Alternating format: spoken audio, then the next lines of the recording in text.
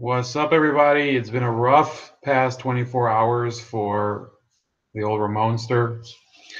I saw my Dallas Cowboys just get demolished by the Philadelphia Eagles. And yes, I do think that the Eagles are for real this year and that they'll probably walk away with the division. It's pretty clear by now that they don't have any other rivals in the NFC East.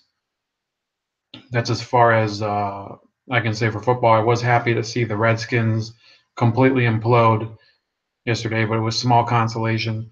The Cowboys were just obliterated. I was drunk as a skunk in a bar, and an Eagles fan happened to be there, and we actually had, surprisingly, a pretty nice conversation until I don't know which one of us, might have been me, got into the topic of Jerry Jones and Kaepernick and everything, and then it got a little hostile, but in the end we had an amicable conversation, which is about as good as you can expect. And the Marshawn Lynch situation, maybe we'll get to that today a bit. Well, besides that, today I had my car break down on the way from the grocery store. I had to get AAA to pick it up. So tomorrow I'm going to be using Lyft for the first time to get to work and possibly beyond that until I can get my car back. It's going to be a weird situation. There's a few things I like to do that I need my car for, especially between home and work. It's not like I just go. Everybody knows that the advantage of having a car is that you can do things besides go directly from home to work on public transportation. I'm drinking tea today, by the way, just so maybe it'll have a better effect on my voice. So there is a full plate today, even though when I was deciding whether to do another podcast today, I wasn't sure if I would have what to do. But once I got home, you see, I can't follow as much news at work as I can from home. In fact, I'm fairly sure that YouTube is throttling a lot of my alerts, because it used to be that every day I would get alerts for all sorts of podcasts from a lot of the creators who are very high level that I'd follow consistently. But today was pretty tame. I was listening to music the whole day. But since I've gotten home, I've found plenty of stuff to talk about. First of all, I got into a couple of arguments over the past few days, not as uncivil as the ones that I used to do that got me to start the Troll Tribune. But I got into an argument with a liberal Jewish group. I invited them onto the show. They haven't accepted the invitation, and I don't think that they will. That's their right. Good for them. Another group that I got into a little bit of an argument with was this group of libertarians. And they were trying to say that a lot of these people that are complaining about Roy Moore having a presumption of innocence, they're shielding a pedophile. And I'd like to emphasize that I don't want to have to defend people whose views I don't agree with, but in order to guarantee, and this is going to continue the rest of the night, in order to guarantee that people like me and people who are in the stream that might not even agree with me are able to express their views, you can't say that because Roy Moore is a fossil and he has views that are antiquated and he's a hardcore Christian, you can't therefore say, well, he doesn't have the right to a defense. He's obviously guilty based on the allegations of so many women. No, unfortunately, the burden of proof is on the accuser. I don't know how many times I have to say it. I know it's getting old, and I know people probably can't stand it anymore. And that some of you would probably rather I go back to bashing Barack Obama or attacking the Clintons or doing more Clinton reviews or stuff like that. I don't, not that those were my more popular ones, but they're the ones that I enjoy the most. But this issue is going to continue to come up. And to be frank, I think soon liberals are going to have to confront the fact that they also need the presumption of innocence in order to have even a semblance of a civil discourse within their own ranks. Otherwise, they're going to be consuming each other. They're going to be eating each other alive as they are right now. It can't continue forever. If it does, then truly we are in trouble as a society in the long term. If you consistently see people devouring each other whole, you're going to have a major problem with having any sort of civil discourse.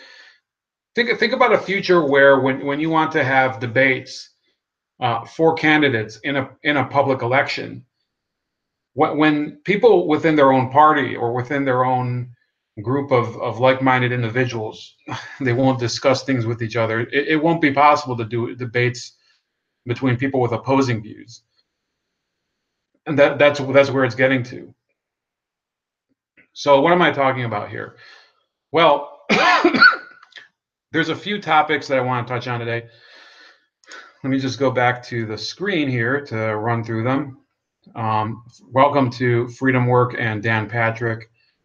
Dan was he was making fun earlier of this idiot from Connecticut. I forgot her name. Please put it in the chat. This congresswoman. I think her name's Rosa something. So we're going to get to a topic that he actually brought up, and I thank him for bringing it up. We're going to touch on it for part of the show. That's going to be the funding of public education, which for me, I think is something that has to be brought to the forefront of the public. And fortunately, the people who most want to talk about it are the Democrats. And what they usually say is that when you go and cut funds from public schools, you're effectively dooming impoverished students to a lifetime of failure. Well, I'm going to show you a piece. Yeah, I have it in the description. I'm going to show you a piece where it actually shows that we can invest as much public funding as we have money to spend, and it still won't make a difference. The issue is the waste. The issue is how it's allocated, and the issue is the accountability of the system. And when you don't have accountability, when you have a system where basically there's people that are in it in order to punch in and in order to make their 30 years in the system and then leave, or even stay in the system and not produce, then you have massive public waste. You should probably know, by the way, and I'm gonna try to actually bring up an article. I didn't find it yet.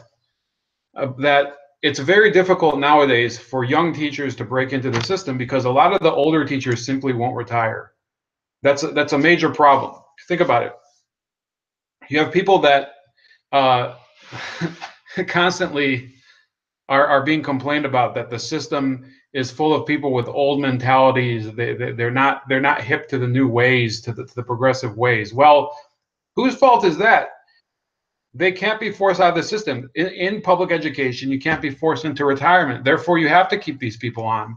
You don't have a choice. It's part of the collective bargaining agreements. So we'll start off with that, and then we'll move over to academic freedom and then sexual harassment, and we'll kind of get a smorgasbord of all of those topics. All right, gotta take a little sip here, getting a little dry mouth.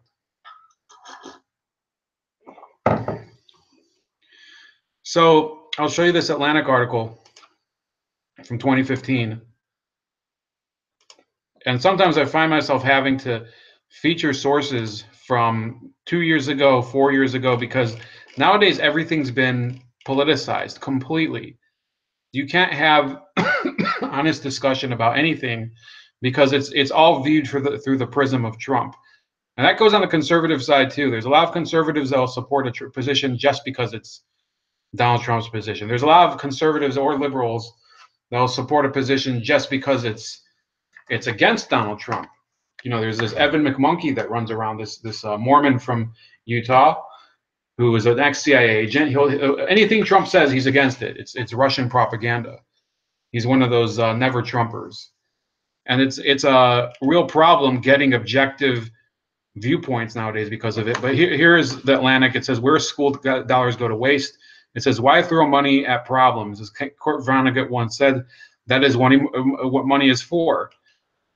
Kurt Vonnegut, for those of you that went to public schools and didn't get to read his work, he was the author of Slaughterhouse-Five and Goodbye, Mr. Rosewater, I think was another one of his books. Hilarious author.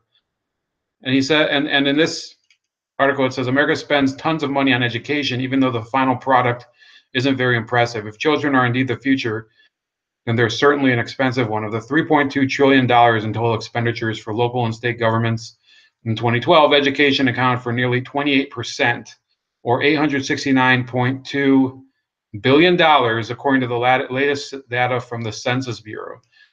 That figure topped government spending in any other sector, and almost doubling the second largest recipient of taxpayer dollars, which is public welfare.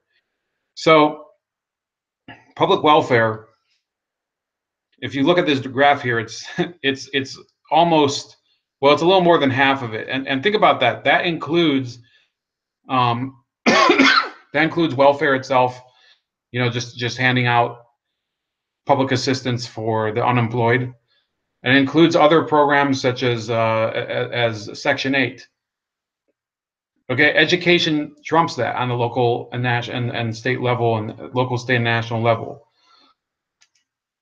But while much attention centers on how much schools are spending, it's also worth examining how well it's being spent. And it's not a new question. A few years ago, the New York Times, for example, hosted a debate in its opinion section about the worthiness of education spending. Meanwhile, audits regularly find wasted funds at the district level, including one last summer that identified more than $2.7 million in misspent technology funding for schools in Fort Worth, Texas. Another audit, this one for Jefferson County Public Schools in Louisville, Kentucky, resulted in over 200 recommendations for improvement. The revelations were so damning that the state auditor, Adam Edlin, was quoted blaming the problem on an unchecked bureaucracy that has become bloated and inefficient at the expense of the classroom.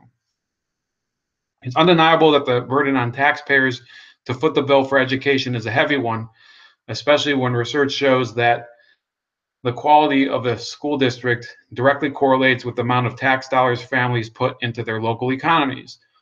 A piece last year in USA Today by Michelle Rhee, who, by the way, I read her book once, a Democrat who formerly served as the chancellor of Washington, D.C. public schools, and Susan Combs, Texas's Republican public comptroller, reveals just how concerned public officials on both sides are about the misappropriation of government funds. So it keeps going, kind of does a breakdown here. It says, cities with the most efficient K-12 fund spending. So you have Miami, Grand Rapids, Richmond, Mobile, Alabama, Tucson, Detroit, believe it or not, okay, Fort Lauderdale, Austin, Philly, and Birmingham. So 2 cities in Alabama. And then the cities with the least efficient K-12 spending, notice what states these are in. Long Beach, California, St. Paul, Minnesota, excuse me, Syracuse, New York, Riverside, California, Worcester, Massachusetts, Bakersfield, California, New York, Buffalo, Springfield, Massachusetts, Yonkers, New York, and Rochester, New York. Okay, these are the average standardized test scores, the rankings. So you have, I mean, good God, Rochester is at 24%. Okay, and then the education expenditures per capita. So that's $1,234. Okay, and in Rochester, they spend $3,176 per student, and they get a score that's 24%, which is almost a third. You know, it's approaching a third of the score of Miami. So what's the conclusion here? Today, this is why I'm bringing it up. I saw a clip from Now This, one of these publications where Rose DeLauro, I think her name is Rosa DeLauro. Let me see, I can get her picture up. You guys are not going to be happy when you see her face. You're going to be a little you know, you're gonna be like, what is this an episode of, you know, It or something? You know, sorry, I guess that's not a TV show, but is this an episode of Grimm's Fairy Tales or something? Let me open her picture up in a new tab.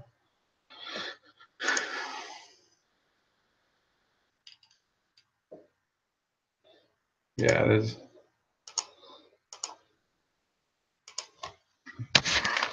So you have her. It's almost like it's one of those women that dresses like a drag queen. So I saw this video of her, and I'm sorry, but I can't present video on Google Hangouts. It just doesn't. You won't hear the audio, but she's berating the Secretary of Education, Betsy DeVos, and she's saying, "Well, why are you going to? It's heartless that you're going to cut $9.2 billion from the federal education budget."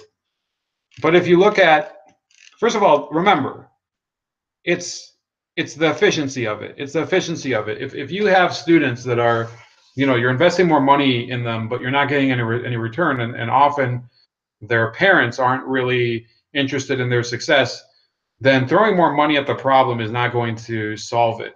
It's not going to solve the issue. You're going to continue to see people that simply don't take an interest in it, and they're basically making it so you're throwing good money after bad. But remember that the total budget for education is $869.2 billion. Now, if you cut $9 billion from that, that comes out to, well, less than 1% of a cut. Okay? Actually, no, I think it's a little more than 1%. It's probably like 1.2%. And that's for total state, local, and federal spending. However, so then you would say, Ramon, it doesn't matter though. The federal government has an intrinsic need to be there for public education. Okay, the federal government has like a specific role in ensuring that public education is of a high quality. But the fact is that the Department of Education doesn't only. So here we go. How much does the federal government spend on education? The federal government spent $107.6 billion on education in fiscal year 2012. As a point of reference, that sum is about 1/8 as much as Social Security spending and about 1/5 of Medicare spending. Most of our national education budget comes from state and local government. So there you have it. Of the spending on the national level between state, local, and federal governments, the federal government portion of the three is about 1/8, less than 1/8. Okay, and she's cutting about $9 billion from that. Now, okay, so then you might ask, what is the federal education funding used for? It says, here's a look at what your tax dollars have gone toward in the education sphere. That's in U.S. News and World Report. Okay, so it goes to Pell Grants.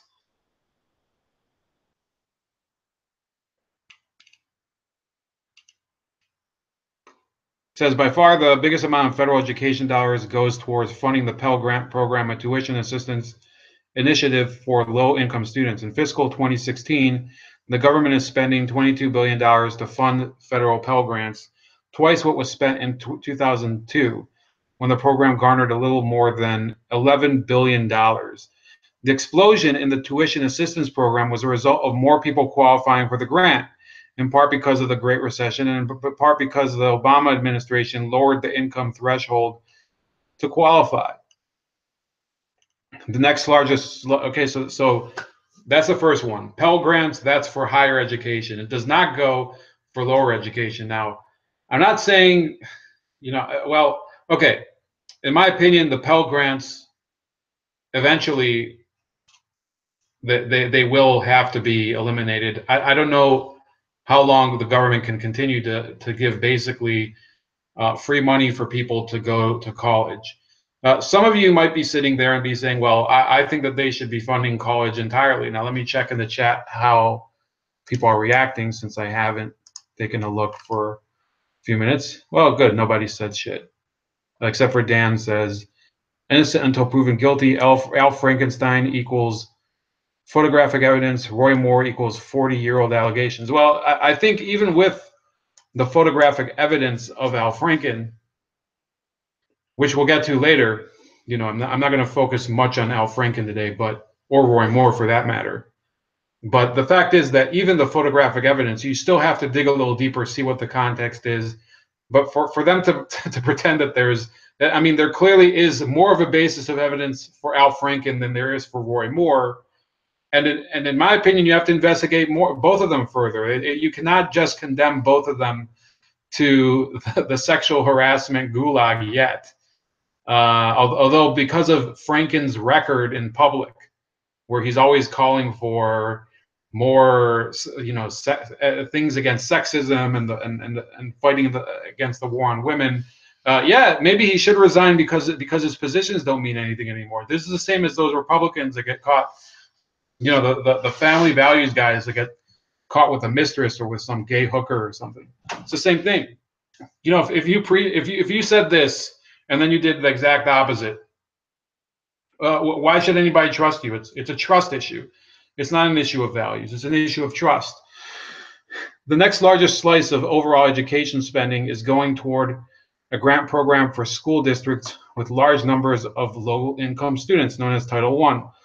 Funding for the program also saw a big increase since 2002, going from $10.4 billion to $14.9 billion this year, an increase of 43%. So that actually goes towards your local school district. Any school district with large numbers of low-income students. I actually live in a school district like that, and they qualify for that federal spending. Now, think about that. There's more students that are qualifying. There's more districts that are qualifying for that, and therefore we're spending more money in order to compensate for these districts with people with low economic means. That's a sign that we're just creating a larger problem. We have to get to a situation where there's less people that require that assistance. And how do you do that? You have to give people careers, people that have already, let's say the system has failed them, the educational system. You have to train them for vocational careers where they'll be able to earn enough money, and therefore their district will have enough consistent earners, and then you can reduce this program, and then eventually it will be just minimized. Instead, what the approach of big state advocates, doesn't matter, there's Republicans and Democrats in this group, okay, but for the most part it's Democrats. Their perspective is this: it's fine to have low-income residents that have no prospect of success, because in their mind, all you have to do is the objective is to keep the funding flowing to these low-income districts.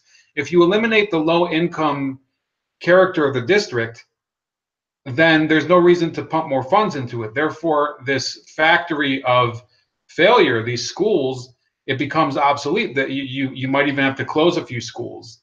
And to be honest with you, they don't realize that their method is going to trigger that anyway. That's what happened with Detroit. People who cared about their children, they took their kids and their families out of Detroit. They moved into the suburbs. What's the one that was it? Is it Royal Oak in Michigan? If somebody's in Michigan, please tell me.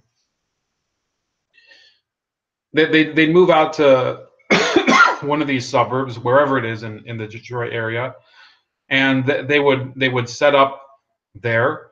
And the Detroit School District would continually, it always qualified for these grants and spending, but it didn't actually lead to successful school districts. In fact, the school districts themselves became more neglected. The teachers became more jaded. The infrastructure collapsed more. I saw last year, there's disgusting video from Detroit where, you know, there's just rats shitting everywhere in the schools. So to be honest with you, they could pump as much money as they want into these school districts. It's not going to help. And the only thing that can help is to improve the economic prospects of the residents and give them the choice of schools, which obviously the Democrats, they're against, the teacher unions are against. That's why they chased out Michelle Rhee, who was in the previous article, chased her out of Washington, D.C., returned the district to its shitty level of previous to her. And nobody cares. People are fine with their communities being holes where nobody can succeed as long as they get their federal money, and that's all they care about. It's an addiction. It's their cocaine, and that's pretty much what I have to say about these grants to local education agencies, as this is called. Then you have special education, $11.9 billion, which is understandable. Early childhood education saw an overall increase in funding through various federal programs. Head Start, which is technically funded by the Department of Health and Human Services, provides preschool and other family health services to low-income families. Funding the program has increased significantly from $6.5 billion in 2002 to $9.2 billion in 2016. Now, because that's not in the Department of Education budget, this is actually $9.2 billion that is on top of all the money that's invested in education. It's on top of it. So not only are we having the Department of Education spending hundreds of billions of dollars on, or over $100 billion per year on education, you're having another agency not directly related to education, HHS, investing in it too. So the cost is actually higher.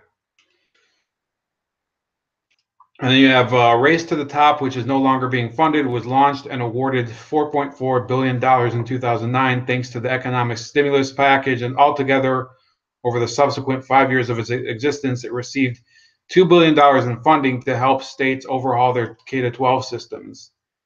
The economic stimulus created Investing in Innovation, a competitive grant program originally launched with $650 million in 2009. That's currently only funded to the tune of $120 million.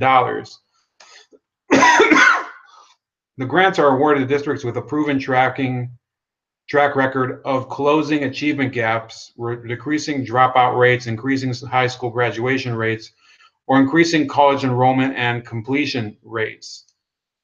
I think I saw an article about Race to the Top.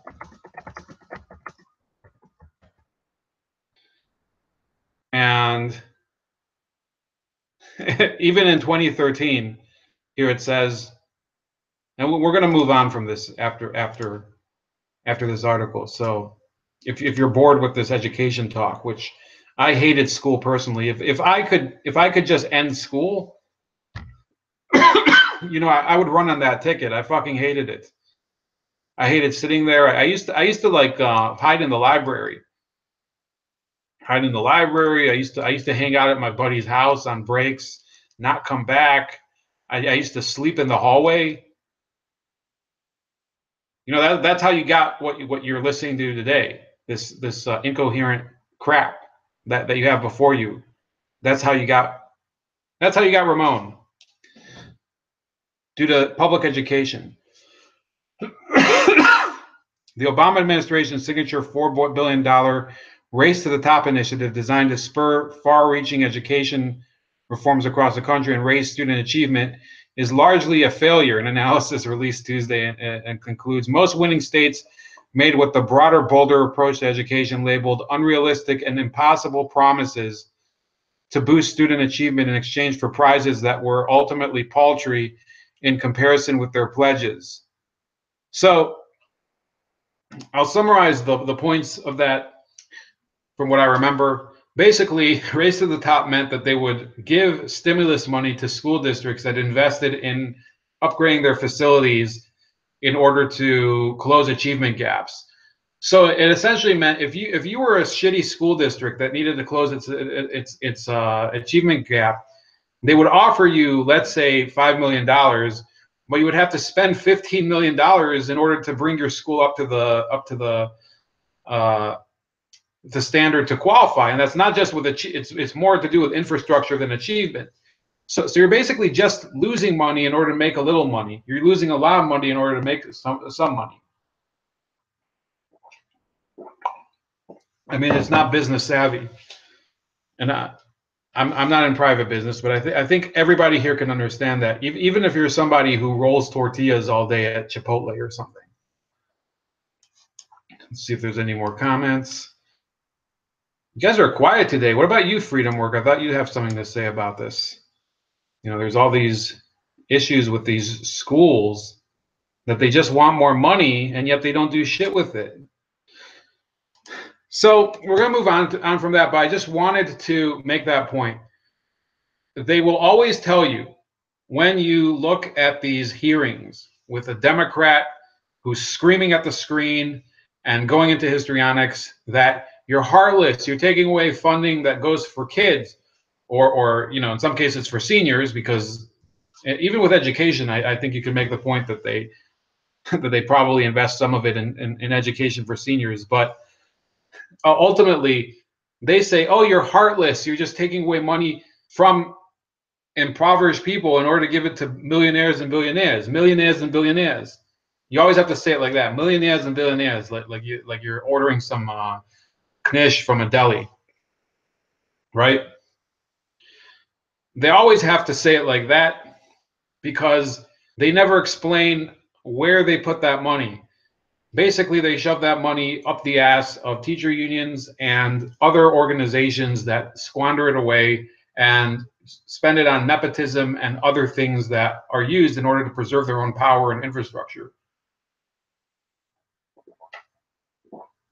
It's not spent on it's not spent on making the common family more prosperous. It's not. It doesn't help actual people living in shitty neighborhoods anywhere. It doesn't matter what type of people live there. It doesn't matter if it's in rural Appalachia or in East LA or in Newark or any of those areas where there's people that are basically living the day-to-day lives of scraping together in order to get by. It doesn't do that. And if it did, then how has it not worked when they've just been increasing funding from year to year? And in this study that I showed you from US News and World Report, which is still a pretty decent magazine, they were already increasing spending year to year on almost all these programs except for Race to the Top. So let's move on from that. I will, you know what, I'll keep those links just to, holy shit. I just closed like basically all my tabs. So if you hear a bit of static, because all this crap is just coming. I really made a mess of this.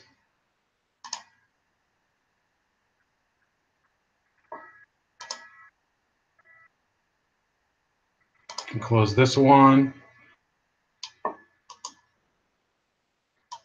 I'm going to save. So there's going to be more coming into the description after the video. Hopefully I'll remember. I don't always remember to add links. But we're going to move on to academic freedom, because education, one of the goals of education is to produce people that are capable of making decisions and thinking for themselves. What's usually termed critical thinking. When I went to college, they used to hammer this whole notion of, well, we're teaching you critical thinking here. Not necessarily. In a lot of cases, they weren't. In a lot of cases, we were learning about, especially in engineering, you learn about formulas, fudge factors, where you put a coefficient in front of a formula in order to make it work. That's not exactly critical. It's kind of like trying to shoehorn your idea into place in order to make it work. I'm assuming in other fields like medicine, there's similar issues where you just need the idea to work enough for there to be a system in place. But there's still critical thinking when you tackle a problem. You still have to decide what's the correct solution for the right situation. And in social sciences, it's been lost for a lot of years. There's a lot of dogmatic thinking instead, a lot of learning by rote, a lot of politicization of topics, which is kind of what we're going to be focusing on. And Jordan Peterson, who's a Canadian academic, one of the most famous recent academics to break against the leftist orthodoxy in academia. I have this article here from Vice magazine where it says Jordan Peterson is causing problems at another university now. So they're not all bad in this article, but you'll see that they don't exactly present the problem as an issue of economic freedom. In a certain way, they make it seem like this is an inconvenience for them. So it says Wilfrid Laurier is the latest Canadian school with the freedom of speech controversy. So it says, gather around, my friends, it is time for another sordid tale about free speech on campus. Sadly, this one seems to be a true story. The latest horror story centers on Wilfrid Laurier University. Teaching assistant Lindsay Shepard is facing censure from her department. You probably have heard of this already, because she showed two tutorial groups a year-old video clip of Jordan Peterson debating Nicolas Maté over the use of non-binary gender pronouns on an episode of The Agenda. Specifically, Shepard is being sanctioned because she failed to preemptively denounce Peterson's views. According to Shepard, her professors told her that a student had complained and that presenting Peterson neutrally was comparable to presenting Adolf Hitler neutrally. Shepard wasn't sacked from her TA position, but her superiors are allegedly demanding that she submit all her lesson plans in advance and allow them to audit her classes at will. So there's an audio here. I don't have the ability to play it with you guys hearing it. But they say, here's a younger graduate student asking her superiors for some explanation for why she is being censured, and they will not tell her how many students complained or even what the complaint was. Instead, they calmly berate her for showing a clip of Jordan Peterson without sufficiently denouncing the man and inform her that it is akin to an act of violence that is also against the Ontario Human Rights Code. I just want to say that you can't, it says here, calmly berate. You can't calmly berate anybody. So either they were talking to her normally or they were shouting at her. There's no way to calmly berate somebody. Now you could subtly accuse somebody. But this article really, and you'll see soon that they don't mince words that this guy has a clear bias here. Again, this is a teaching assistant being brought to heel by the university administration for facilitating a, in parentheses, delicate discussion in a seminar, which is her job. It goes without saying that these measures are punitive and definitely out of proportion to the situation in the classroom. For the record, this is him talking in editorializing. He says, Jordan Peterson is a transphobic YouTube crank with basically nothing interesting to say about free speech or gender expression, and who very obviously has no idea what any part of the phrase postmodern neo-Marxist means. He is a bad political and social thinker, and many of his ideas about gender roles are genuinely dangerous. And then he says, Tabitha Sothi, who's another Vice writer, has already written his intellectual obituary by clocking him as the stupid person's idea of a smart person, which is immediately obvious to anyone who listens to his awful honking voice for more than 30 seconds. So where's the objectivity in this article? You know, this guy, he's claiming that he has nothing, that Jordan Peterson has nothing interesting to say. Well, let's look at Jordan Peterson's page. You know, I'd love, you know, if I could just trade places with Jordan Peterson in terms of having an audience to give my ideas. I'd you know, or even if I had to appear off camera, nobody would know it's me. Jordan Peterson has, here, I'll show you.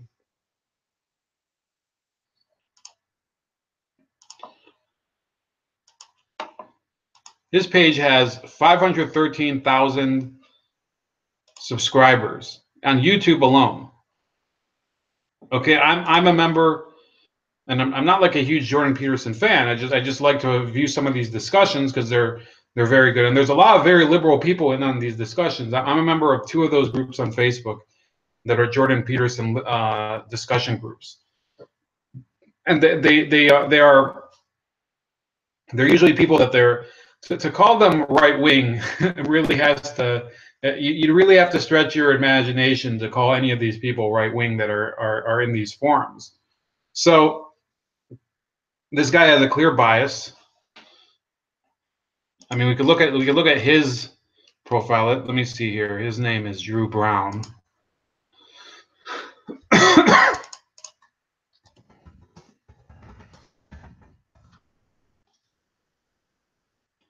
Okay, first of all,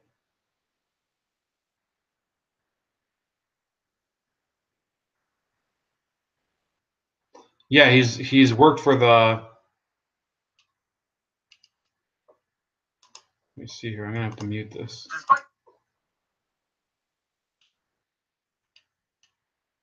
So he's part of the Canadian Broadcasting Corporation, and this guy he has one video where there's 598 views. So this guy who can hardly muster 600 views in Canada, he's claiming that he can actually pass any judgment on Jordan Peterson. I mean, let's look at his Twitter page.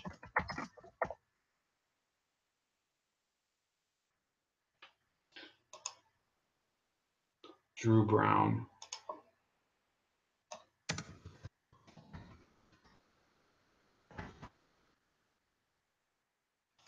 So this is one of these verified Twitter. You know, I don't use Twitter much, but this is one of these verified Twitter people. Okay, he's a writer with Vice Canada and elsewhere, and he has 7,292 followers. Jordan Peterson, okay, still verified, which is quite surprising. 257,000 followers. So it's basically it's more than it's. I mean, it's just mind blowing. It's about a 40 to 1. Well, not 40. It'll probably be like a 20 to 1 comparison. 30 to 1. He dwarfs him. So Drew Brown, for him to say that Jordan Peterson is this uninteresting guy that nobody wants to listen to, he has his following on all these platforms basically squashes yours like a bug. So I'll you know, I'll give you his Twitter handle. It's @DrewFoundland. I'll put it in the chat. And I don't want you to harass him because that would be a problem for me. And I want you to go and I want you to ask him, you know, how can you call somebody who has 257,000 followers on Twitter, much more than you do, who's from Canada, just like you are? How can you say that he's an uninteresting guy? It says,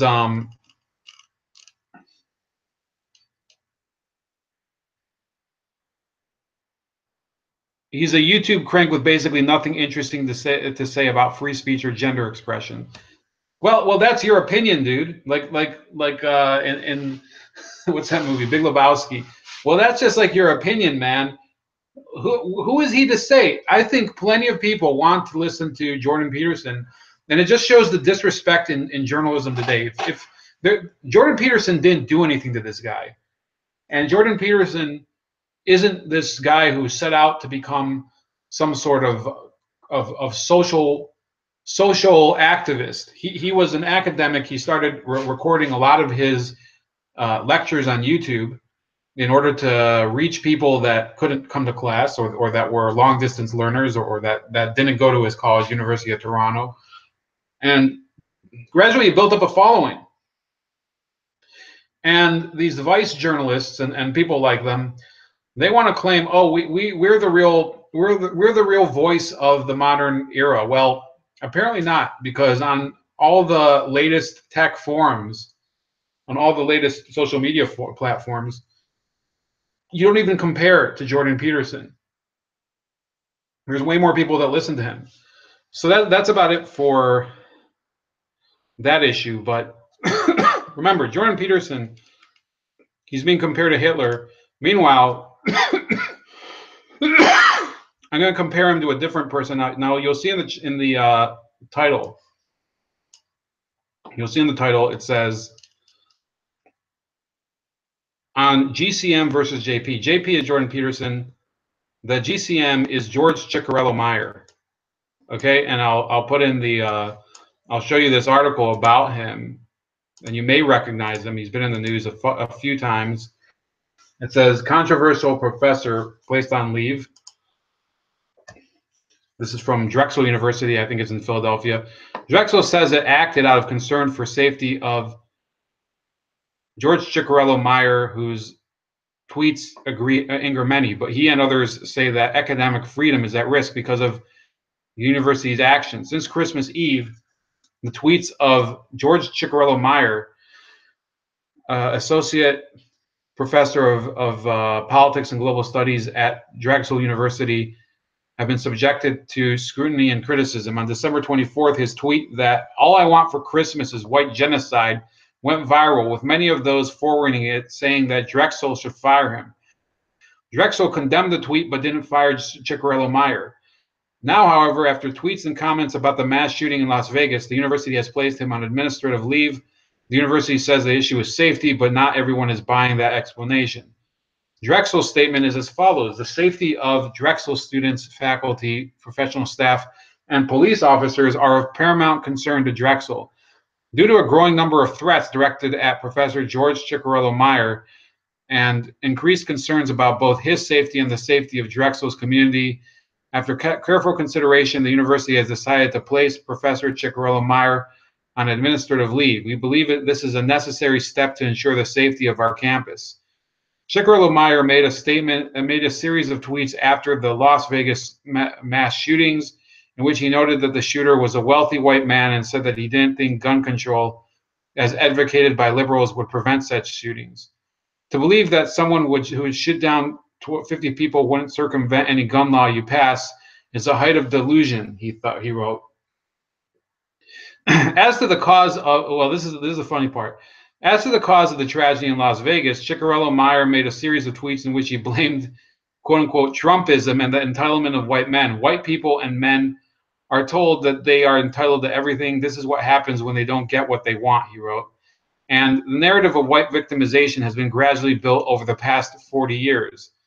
As has happened periodically in the last year, the tweets were mocked and attacked on conservative websites, and then email messages, many vulgar and some threatening, started to arrive to the professor and the university, along with calls for his dismissal. Cicciarello-Maher has said that his ideas are regularly distorted by his critics, and that the Las Vegas killings show that the real killers in the United States are not those are not those imagined by President Trump and others. In fact, he has said repeatedly that the white genocide in his pre-Christmas tweet was understood by his academic colleagues as a joke, because he has said repeatedly that white genocide does not exist. In this column in the Washington Post, he elaborated on his tweets about Las Vegas and also noted that he is one of many scholars on the left who write about race whose dismissals are demanded by many on the right. His headline on the piece, "Conservatives are the real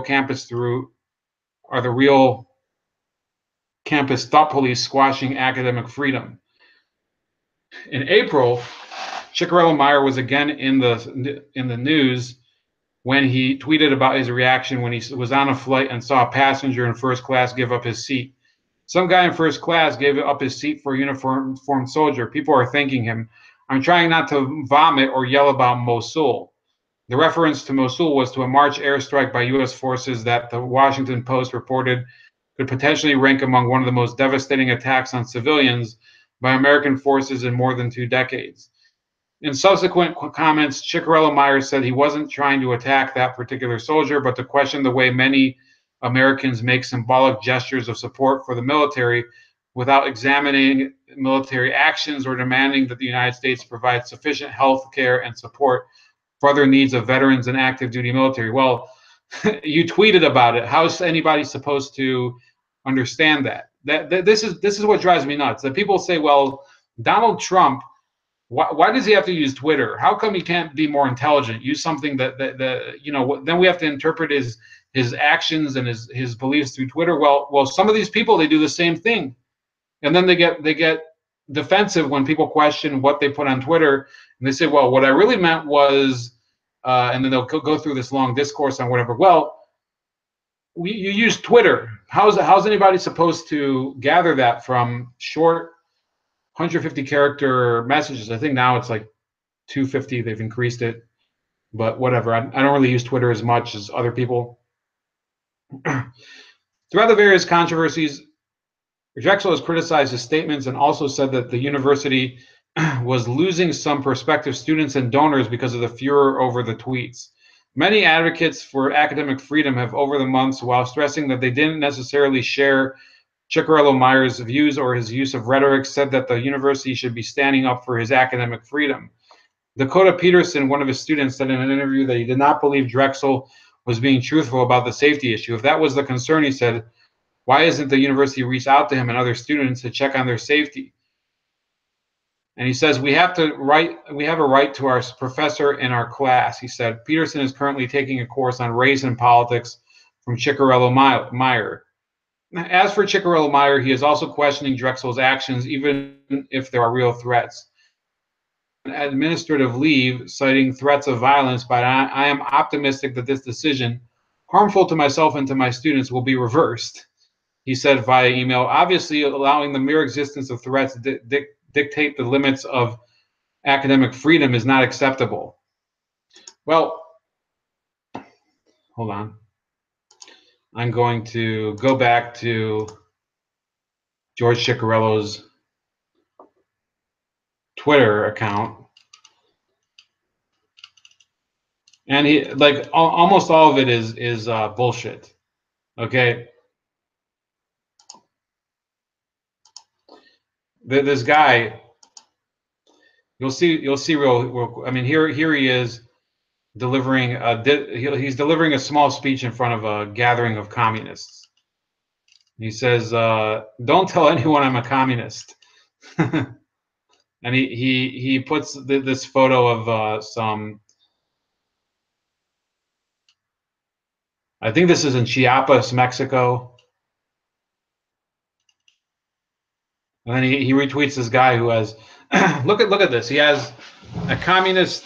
He has the hammer and sickle. Look at this. This is the typical person he retweets. Queer, intersectional, feminist, proletariat writer who has, you have the hammer and sickle, a lotus flower, a gay pride flag, and the flag of the Palestinian territories. Well, it looks like this guy has a good variety of bullshit to offer.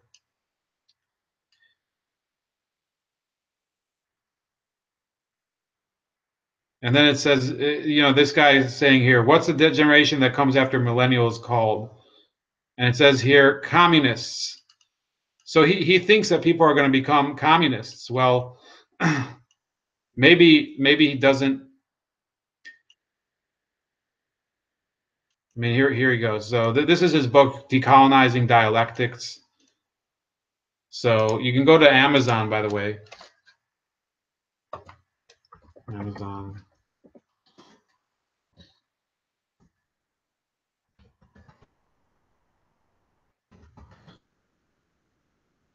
I looked at this yesterday. I've been waiting to kind of talk about this guy. So for 20 $3, you can get this 2-star book that, you know, it's not it's not exactly a bestseller here. And you look at some of these reviews. First of all, look at his photo. This guy, I mean, who wears their hair up like some sort of fucking cock? So you have this guy actually happens to work with him. I think I saw him one time on one of his Twitter feeds. So you look at all these 5-star reviews. They always put the 5-star reviews. How come they don't put the 1-star reviews out first? There's a lot more of those. And it's and I think some of these were in reaction to his to his crap with the soldier. And these people said, "Why were trees lost forever to make the paper to be wasted on this book?" It says, if it went into negative numbers, I would have rated this a -5. The quality of the writing is basic, is barely grade school level. The manner in which the information is presented is nearly incoherent. There's all these guys that or there's all these people that are just they just trash it. It says, claiming dialectics. I understood, even though I disagreed with other practitioners such as Marx, Hegel, and what's his name. Okay, Hegel was a stretch, but that may have been the translation. What is the excuse for this mess? Essentially unreadable. Needs a good editor and a competent team of philosophers to clean up before republishing. So this person came back on, and she's like, my review is in response to the campaign of the far right, including fascist right, to troll all of George Cicciarello-Maher's books on Facebook, and I presume other locations as well. This campaign comes in reaction to a series of tweets by the author that the right-wing and fascist media picked up on in attempts to demonize the author. Many of the 1-star reviews were written at the end of March and or early April of 2017. But others were written right after the author's ironic white genocide tweet on December 24th of 2016. The author was simply saying there is no such thing as white genocide, as the Nazi and fascist right seem to indicate. Thus, white genocide doesn't exist. There are also a few reviews from late February, after the mainstream media was pushing some anti-Venezuela rhetoric, and the author was asked on talk shows for comment. None of these reviews come from verified purchases. Some individuals, including Nazi Richard Spencer, have instructed individuals to write these reviews. Well, so what? Who cares if this guy does the same thing? It says you packed 3 argument fallacy errors in your 4 sentences, including the argumentum ad hominem. I'm highlighting this on my Twitter feed and blog. I haven't been called a fascist in 2 decades. My associates will be amused. One hint for the future: you may wish to study up on literary deconstruction before accusing someone of not reading the base material. And then she writes back, until you can prove otherwise, I must say, nice try. You didn't read the book and are simply a part of the fascist campaign to smear this author. You did put in more effort to pretend like you read the book as compared to some of your fascist cronies. At least you use the word dialectics. I see right through you, though.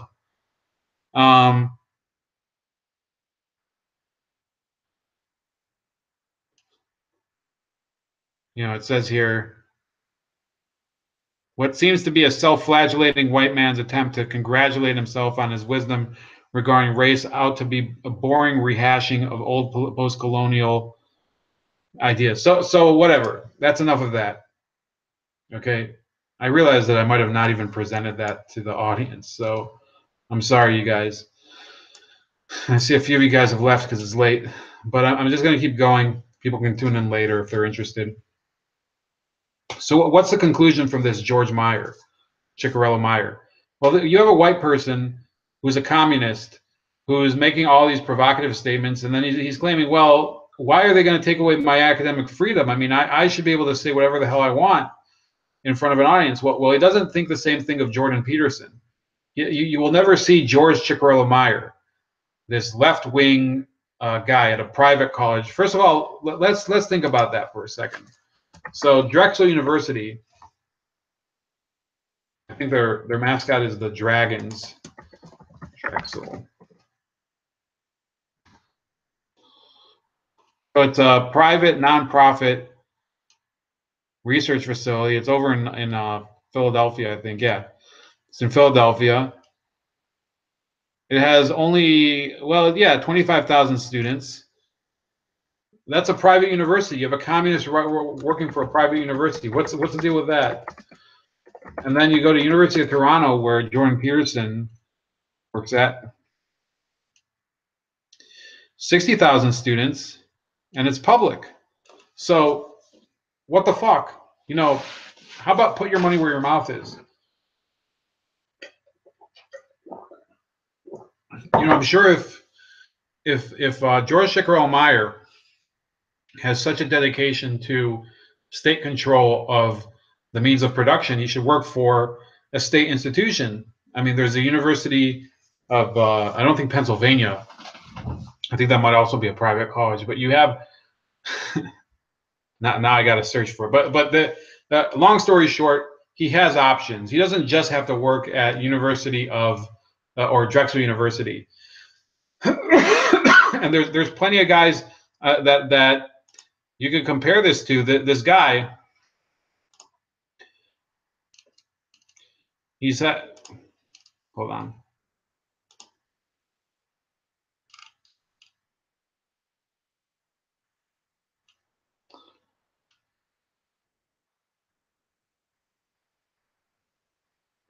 So I see here that this woman who is,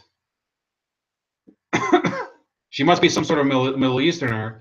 She's condemning him. She says, you know, what you're doing is worse than being a Nazi, because he's at this communist convention, and somebody says to her, "Laugh my ass off, typical Nazi propaganda." So anybody that opposes these people is a Nazi, and that's why, you know, when he says, he's joking, he says he doesn't believe in white genocide. Well, what happened to the Gypsies in World War II? You'd have to say, well, then the Gypsies aren't really white people. According to, I mean, what is a white person then? The Ukrainians before World War II in the Holodomor. For him to claim that there's no white genocide, you'd have to redefine what being white is, and you have to redefine what a genocide is. And I have arguments with people once. I don't like to get into it, but they insist that it's impossible to be racist against whites, that there is no white genocide. I say that it's possible to have a genocide against anybody. You can have class genocides. You can have genocides based. I mean, there's genocides based on sex. I mean, if you go to India, a lot of families, they'll murder their female offspring, you know, in order to have to bear a male child. You know, things like that happen. Is that not a genocide? I don't know. You know, if you guys want to redefine what genocide is, then fucking let me know what it is. Because what happened to the people in Ukraine, and I've said it before, I don't care what the Ukrainians believed. I don't care if they were prejudiced people. I don't care if they were decadent degenerates and that they were class traitors that betrayed the revolution. But when you kill millions of them through starvation and through depriving them of all their resources and deliberately preventing them from sustaining sustaining themselves physically, don't tell me that's not genocide. Don't tell me it's not genocide. When you stand in front of a flag, I'll put it here. This is by the way, I'm going to keep using this photo again and again. This is the photo that encompasses what academics are today. This is a man who he's complaining about his academic freedom. He's standing in front of a flag of a country that never did shit for academic freedom, the Soviet Union. The Soviet Union was one of the most repressive systems in the world. If you wanted to take a shit in the in the party member's bathroom and you weren't a party member, guess what? Guess where you were headed? Siberia. That's the way they behaved. If you were an academic in the Soviet Union, do you think you had academic freedom? Absolutely not. And this guy speaking there, I don't. Maybe he thinks it's a joke. I don't care if he thinks it's a joke. The only joke here is him. Okay. You want to stand up against genocide, and then you can't stand in front of the flag of the Soviet Union and then claim to be in favor of the Cuban people. The Cuban people don't want to be in Cuba because the people running Cuba are people like you. So this George Cicciarello-Maher, when he wants to show himself to be this progressive icon, this groundbreaking socialist warrior, what does he do? He attacks white people. He attacks men. He attacks the institutions of family. I mean, he attacks Donald Trump, which is fine. He can go and attack any of those things. But then when he wants to complain about his academic freedom, remember that it's people like him that have limited academic freedom in the schools. Okay? Because of people like him, there are speech codes. Because of people like him, there are safe spaces. Because of people like him, there are, harassment codes and whatever. There's those Title IX restrictions. That he created this culture of fear on college campuses, along with many other people. Let's not just blame him individually. That's the difference. That people like us, those of us that believe in individualism and in the different the presumption of innocence, again, we still give him the ability, through our own commitment to that freedom, to spew the garbage that he does on these college campuses until he does violate those rules. And he has violated those rules, because when you start tweeting about all I want for Christmas is as he said, he wanted white genocide. That's the worst type of sentiment there is. I mean, that effectively means, I don't care if it's a joke, it means that you would have your own family and your own relatives, sorry for the redundancy, but your own family, the people that brought you up, your community, you would trade them and have them destroyed in order to fulfill some vision of justice that's never been achieved. Why should anybody then support your academic freedom? You don't support their existential freedom. Okay? You think of it either as a joke or as something to be eliminated. And that's what I want to say about this guy. I mean, he has other articles. I could have brought them up. I think I did link to a couple of them. He has one where he says that the Venezuelan elections, this was in 2015, will be close but clean. I think he was correct to a degree. This was one where the opposition did win. He says 5 opposition candidates have indeed been barred from running in the elections, mostly on charges of corruption. But this practice is not unusual. Many pro-government candidates have also been barred on similar grounds throughout the years, and Colombia's recent regional elections saw a whopping 729 candidates disqualified from running. And then he says, well, Jimmy Carter validated the Venezuelan elections in 2015. Well, he should probably know, and I know he hasn't written a follow-up for this, but the latest elections this year, the one for the referendum, the most important one, I think it was in July. We did a live stream on it. Jimmy Carter's organization said it was bullshit. So if that's a standard you're using, then by now you should have said, well, Venezuela, they're not so hot anymore. I think I'm going to step away. I think I'm going to give them a little space. So that's it for that. 2 last things about sexual harassment. So 2 people have been implicated, at least by the media lately, of sexual harassment claims. There's Charlie Rose. I don't know if I put any link to him, but he's the guy. He interviewed a couple months ago Steve Bannon, and he's been suspended. Let me see here. I'll use Deadline.com because they write decent articles. And if you look at the top of the screen on on that, you have him and you have Jeffrey Tambor, the guy who was the dad or the grandpa in Arrested Development, both accused of sexual harassment. So around the clock, they're just getting more of this crap. of people getting accused of sexual harassment. And who's to know anymore how many of these people there's going to be? It says updated with statements, more information throughout. CBS and PBS have suspended Charlie Rose amid sexual harassment allegations against him, while Bloomberg LP, in whose Manhattan headquarters Rose's program is recorded and which telecasts reruns of his program, said it would stop showing them. In a statement provided to Deadline, CBS News said Charlie Rose is suspended immediately while we look into this matter. These allegations are extremely disturbing and we take them very seriously. The pubcaster said this today in a statement. PBS was shocked to learn today of these extremely disturbing allegations. We are immediately suspending distribution of Charlie Rose.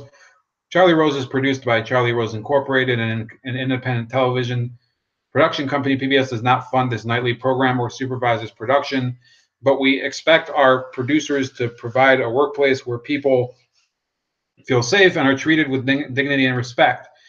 Joining the Big Four, Net and PBS, Bloomberg also put Rose and his interview show on ice after the claims. We are deeply disturbed to learn of these allegations and are immediately suspending the show from airing on Bloomberg TV and radio, the outlet said.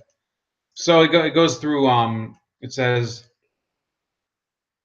8 women have told the Washington Post that longtime television host Charlie Rose made unwanted sexual advances towards them, including lewd telephone calls, walking around naked in their presence, or groping their breasts, buttocks, or genital areas. The women were employees or aspired to work for Rose at the Charlie Rose Show from the late 1990s to as early as 2011. They range in age from 21 to 37 at the time of the alleged encounters. Rose, 75, whose show airs on PBS, also co-hosts CBS This Morning and is a contributing correspondent for 60 Minutes.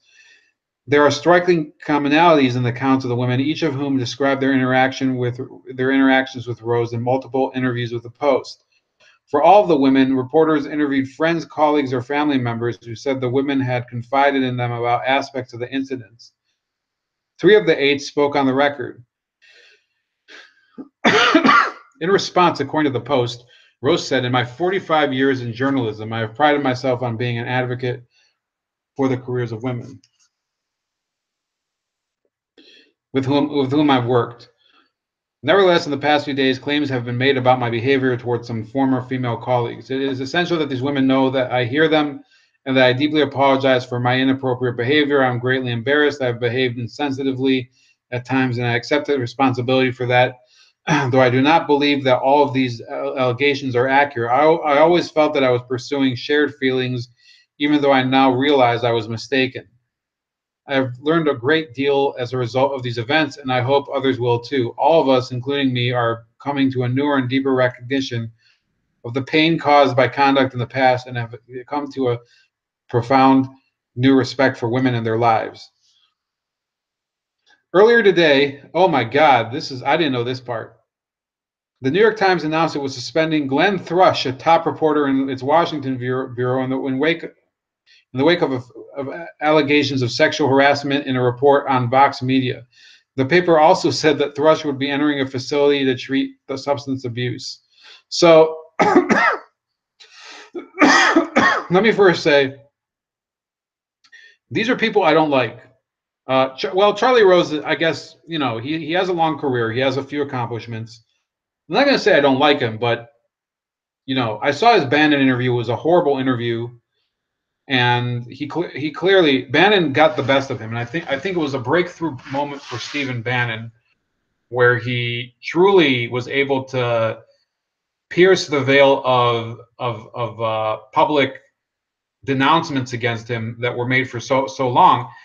Steve Bannon hit the interview out of the park, no matter what 60 Minutes tried to do. And Charlie Rose looked just fatigued and not very focused and attentive during the interview.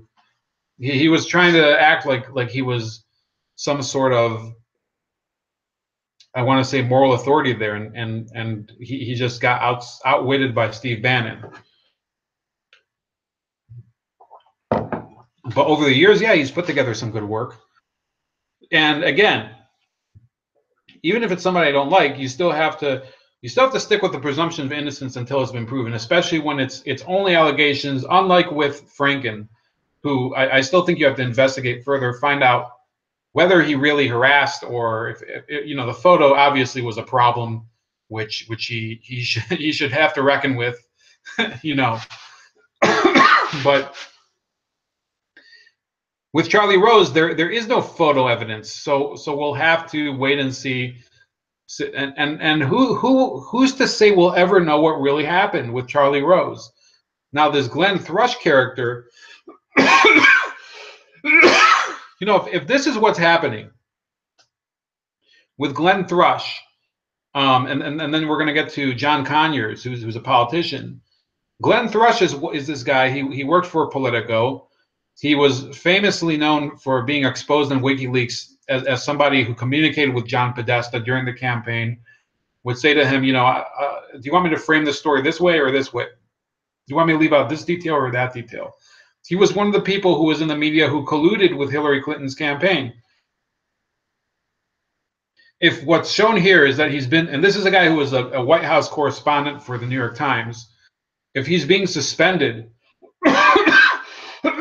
that's a major problem. That means that the New York Times, they're going to have to replace him. And then anytime now that the New York Times, they start accusing Donald Trump or whatever, well, you know, Sarah Huckabee Sanders can say, well, you let this guy into your organization.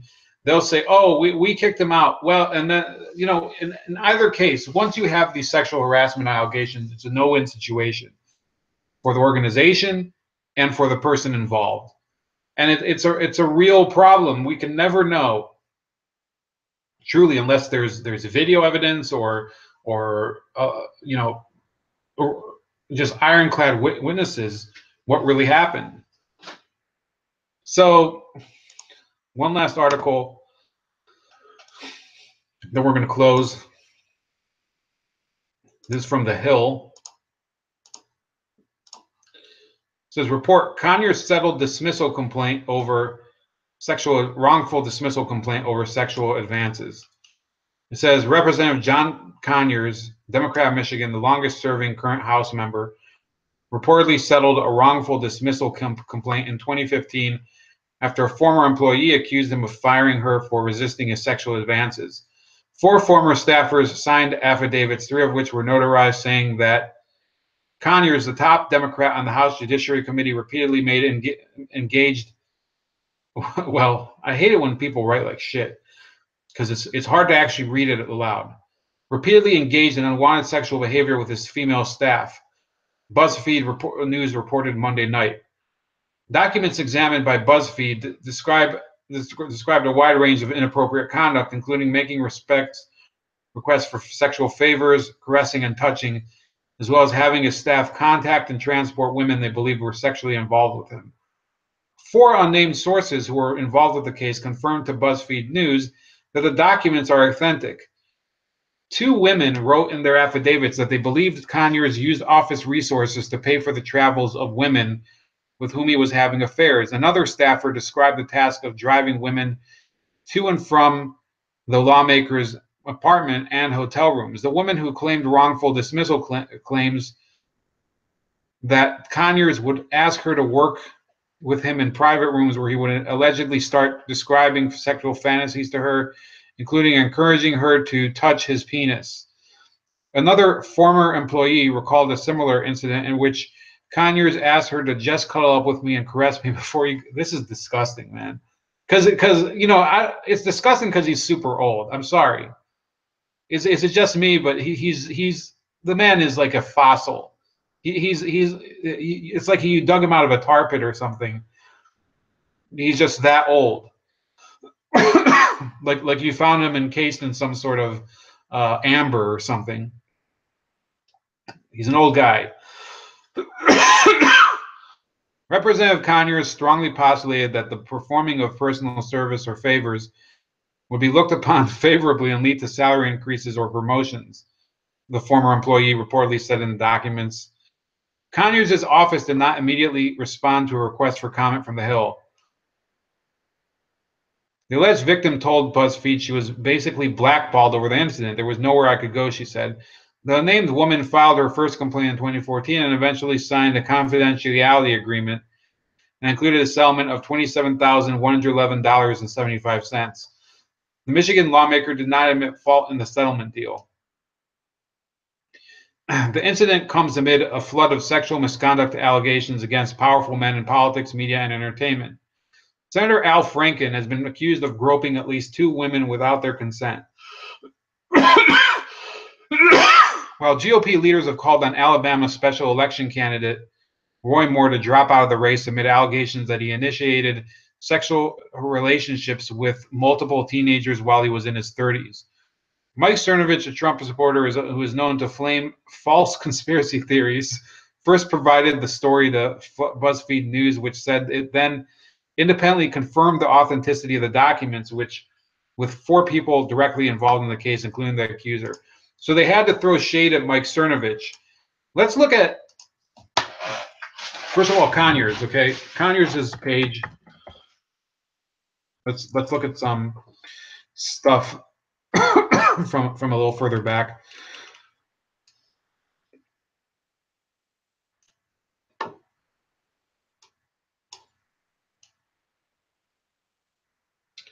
I will be called. So he asked Donald Trump to investigate while Wendell Brown was in Chinese jail. He was one of the 3 people that was in prison in China with LiAngelo Ball.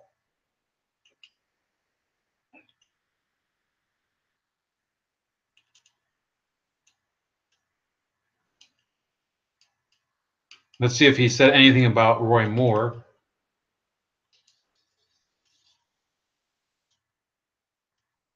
He says virtually every Clinton-related matter that President Trump complains about has been well litigated, carefully examined, and completely debunked.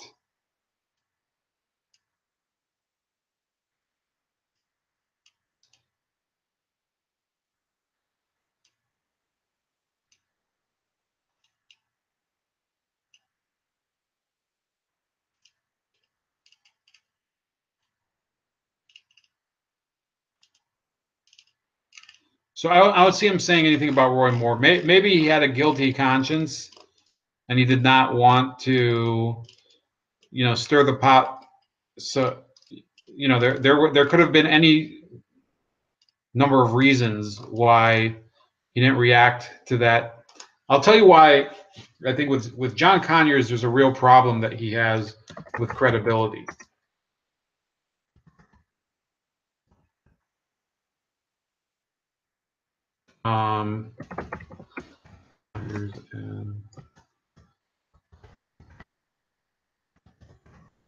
So he happens to be married to Monica Conyers, and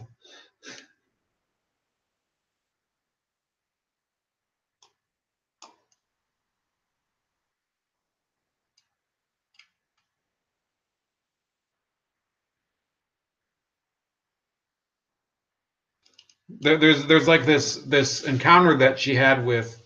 So Monica Conyers is this Detroit City Councilwoman who's married to John Conyers, and she met this reporter a few years ago.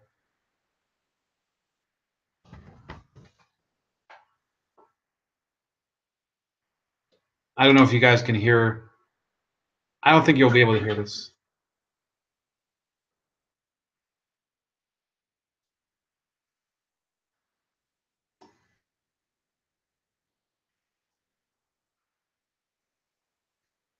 Wait, I'm pausing this. Those of you in the chat, please tell me if you can hear what this audio. Okay, just tell me if you can hear it.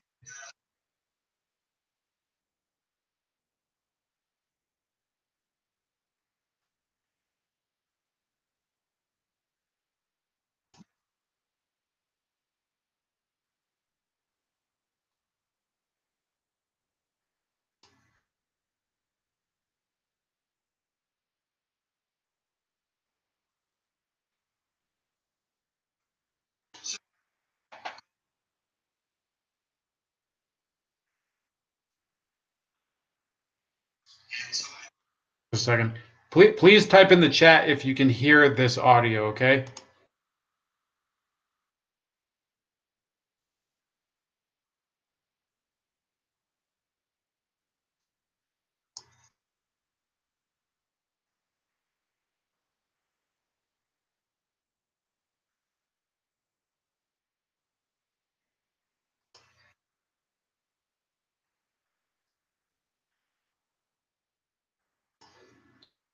Okay, so you guys can't hear the audio, but basically I'll put this link in the chat, and then hopefully I'll put it, I'll put it in the description later.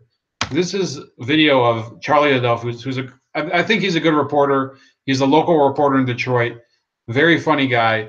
He describes a sexual encounter that he had with Monica Conyers, who is the current wife of John Conyers. And basically what she said in this encounter, according to Charlie the Duff, a reporter for Fox 2 Detroit, she basically said, we have an open relationship, me and my husband. He has affairs, I have affairs. It's a political marriage. So, look, can I claim that I know that John Conyers is guilty? Of course not. And I can't say the same thing about Charlie Rose or about Glenn Thrush or any of the other people I'm talking about today. But remember, last year they accused President Trump of all this sexual harassment. We're never going to know for sure if any of these people are guilty. It's a very difficult subject. And instead of just throwing shit at each other and attacking each other over it, we're going to have to come up with a creative solution to it. There's going to have to be an understanding that years and years of living in a society where people are used to interacting in a certain way, and now there's all these new rules and protocols and ways to speak to each other and new words and new genders or whatever. So now you want to convert everybody to your new standards, and then you want to persecute everybody that was living under the old standards. Well, good luck proving anything. There's still no social justice system. The social justice system, in fact, would be very akin to a Spanish Inquisition or the kangaroo courts of revolutionary France, because it's all arbitrary and it's up to some dogma that doesn't look at the life of the defendant as something worth defending. So that's about it. I think I covered a lot of ground today. Took out a lot of my frustration from work and from having my car break down and from seeing the Cowboys just get destroyed. Hopefully they'll come back on Thursday. Let me know your thoughts. Put your reaction in the comments. I'll take one last look at the chat and then I'll log off. Okay, so I'll see you guys tomorrow. Hopefully trying to get an interview with somebody on a current event topic that I've talked about, not really the sexual harassment, something a little more international. J-Man Truth Seeker, the boys will be back. Thanks for the great content.